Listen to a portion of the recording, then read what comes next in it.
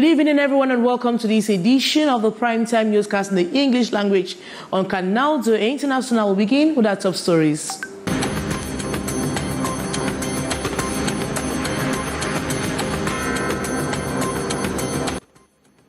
Civil society organization Stand Up for Cameroon has called on all the women in Cameroon to put on black garments on March 8 as a sign of revendication against violence against women and girl child. The call was made by the front runner of the organization, Edith Kawala, and we equally talked to other women on the streets of Douala who said the day is worth celebrating, and women holding managerial positions in various companies are inspiring transformation through their skills, from cracking leadership codes to nurturing emotional intelligence. The CEOs are paving the way for women to completely transform themselves and make a lasting impact on their communities.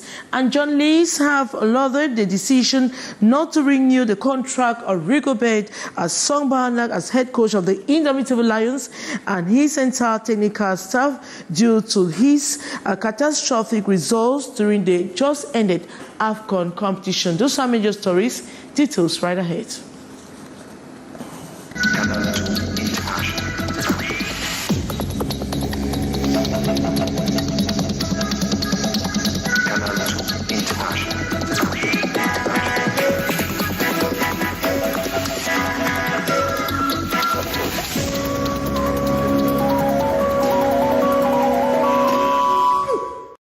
Good evening once more, and welcome to this edition of the Primetime Newscast in the English language on Canal International. Civil society organization Stand Up for Cameroon has called on all the women in Cameroon to put on black garments on March 8 as a sign of revendication against violence on women and the girl child. The call was made by the front runner of the organization, Edith Kawala, during a press conference in Douala. Today, we equally talked to other women on the streets of Douala who told us March 8 is worth celebrating. More in this story with our student journalist on internship, Kizi Kiga. Femicide, sexual violence, domestic violence, kidnappings, economic violence, social and political violence are some of the reasons put forward by Kawala during the press conference on behalf of Stand Up Cameroon, calling on all women to appear in black on March 8, dedicated to commemorate the woman. Kawala is the president of the association. Every day there are reports of femicides. Every day there's a report of rape. Every day there's a report of domestic violence with no response from government. It is as if government is not hearing and seeing the numbers that are going up every day. Two, our sisters who live in the conflict zone, the problem is 10 times worse for them. They are being killed. For close to a decade, women in the far north, the northwest and southwest regions have been victims of all sorts of abuses that sometimes lead to femicide. Women are being beaten to death in the homes by their spouses. We all know about that. The situation has worsened the past years, as we have it in the far north region. We have it now in our crisis zone in the northwest, where the woman is no more respected.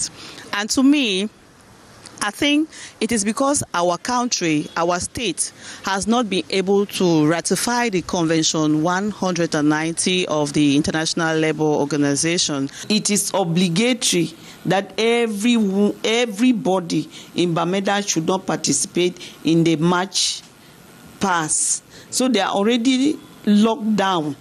So we want to put force, but to our neighbors, because sometimes you pass through Mbunda to get to Bamenda, while Santa is locked down, Mbunda is open. So we want Mbunda to wear black and mourn with us in Bamenda.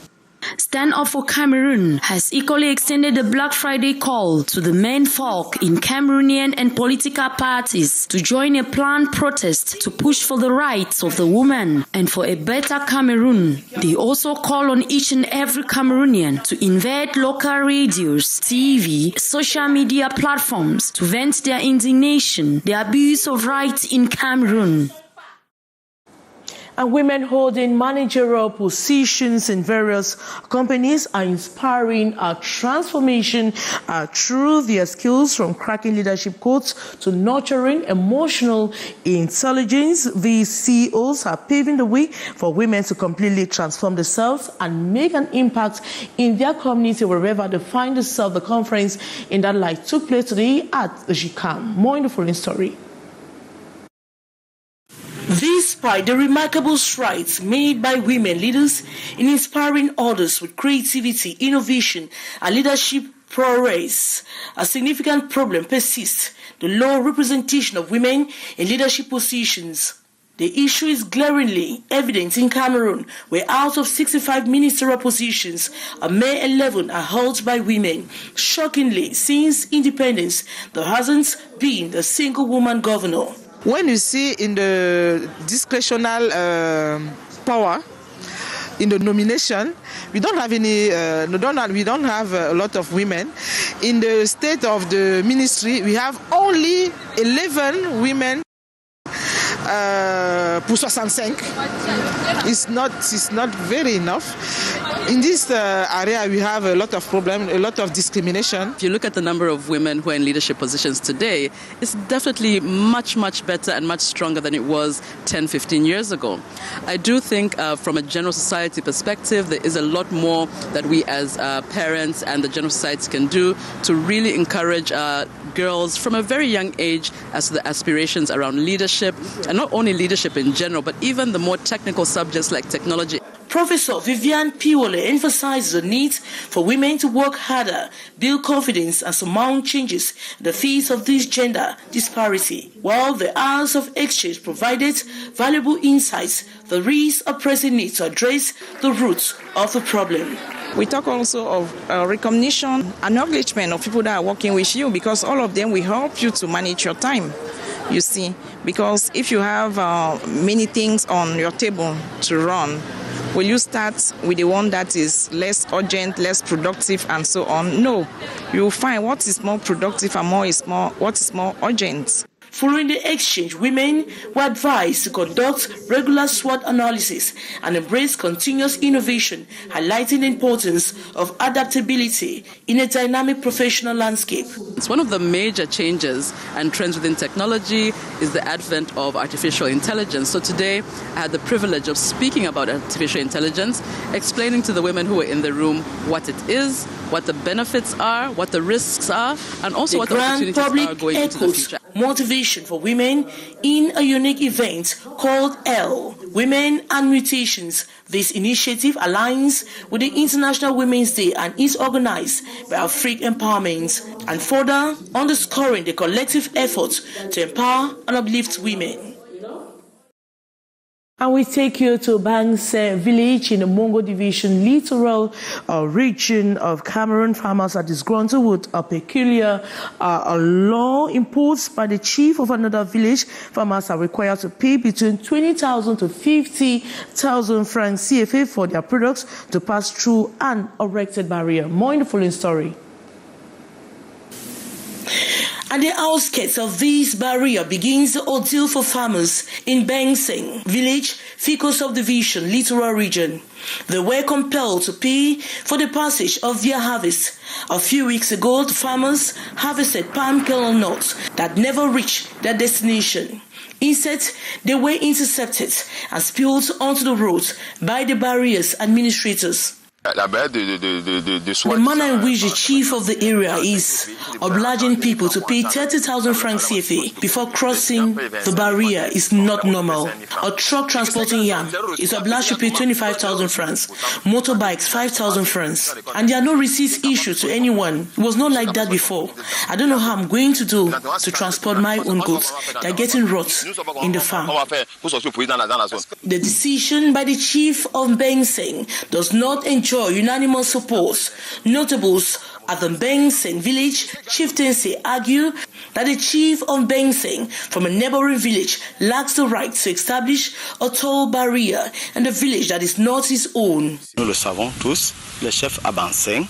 The chief does not have any authority in the area. It's almost 7 years that this same problem persists. We have called on the attention of the senior divisional officer, ministers, and the police commander to no avail. Le préfet, le sous-préfet, le commandant de brigade. Contacted for comments, His Majesty Jose Jenge Kake, chief of Bengseng, declined to speak on the matter. The accused states that he awaits a legal verdict on the case. Unfortunately, we couldn't obtain a copy of the prefectural decree authorizing the erection of a barrier in Bengseng. The situation raises questions about the local governance authority and the impact on farmers' livelihoods.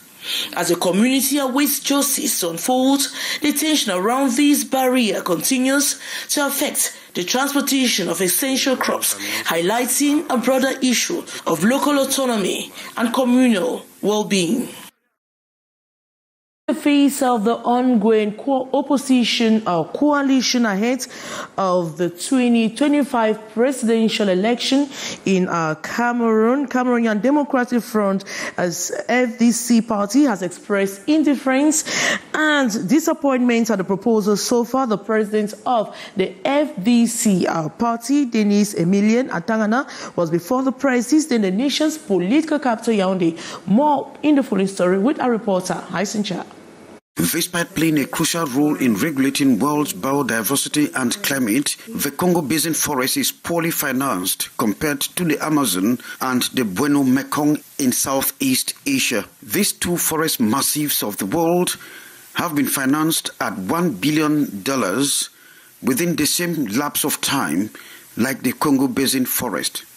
With about 180 million hectares, the Congo Basin is stepping up its strategies to attract international finances to conserve and preserve the more than 400 species of mammals, 1,000 bird species, and 700 fish species. Actually, there are some conditions and also the institutional framework.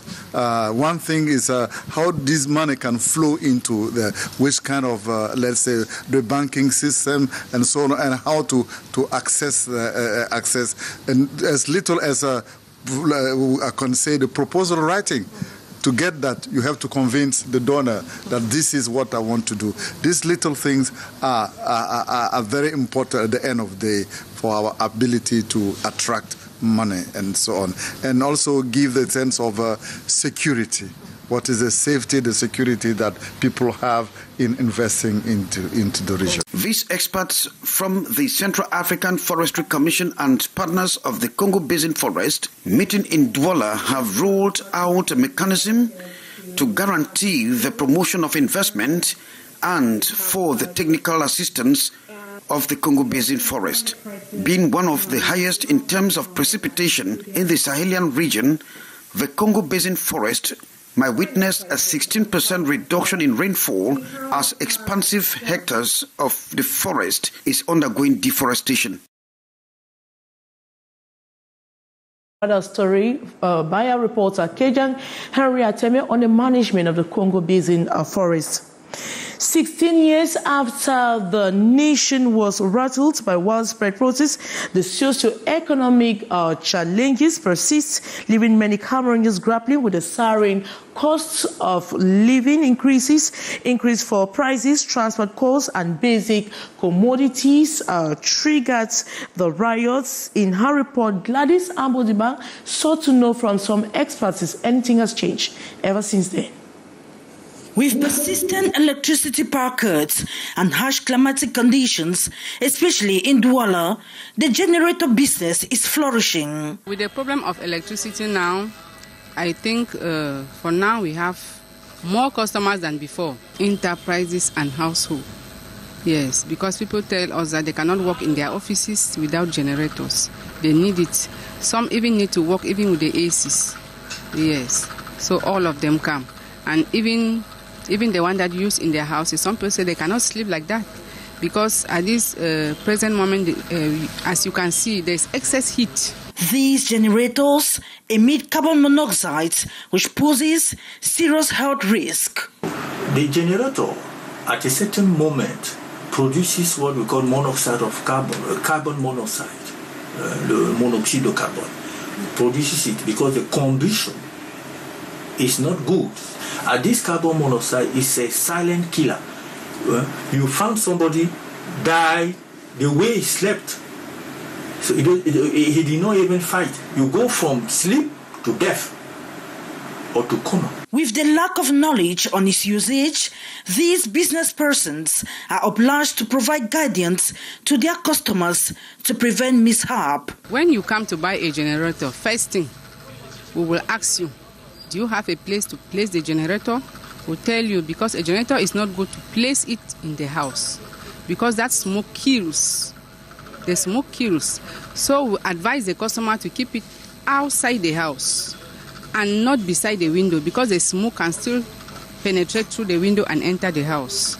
So you keep it in the compound, but where rain cannot fall on it. I want to tell people that they should be very careful with this problem of generators inside the house or near the house. People have to be very, very careful.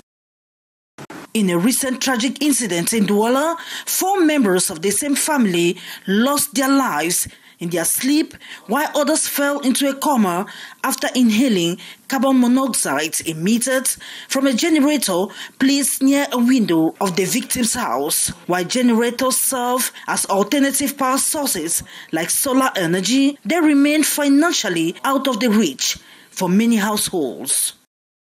And that was a report by Gladys Ambodibang on the lack of knowledge on the proper use of generators by the population that could lead to accidents. And journalists have lauded the decision not to renew the contract of Rigobert Asong Bahana as head coach of the Indomitable Lions of Cameroon and his entire technical staff due to his catastrophic results, but they insist that his poor tactics was just a part of the many problems plaguing the national football team. The tradition must be carefully handled to ensure the next technical bench produce expected results. Haisencha has the rest of the story.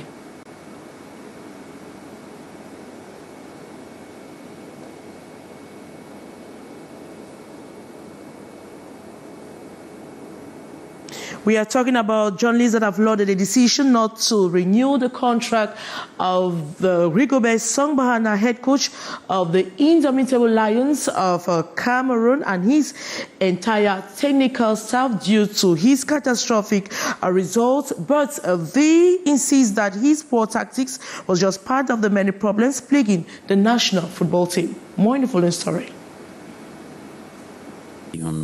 As the correspondence of the Minister of Sport and Physical Education stipulated on Wednesday, February 28, 2024, a decision saluted by journalists given the poor performance the coaching bench have produced in 2 years. At least he met some of the objectives that were assigned to him.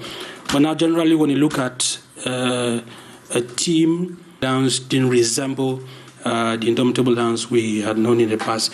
And so I think it's just right that that decision was taken not to renew his contract.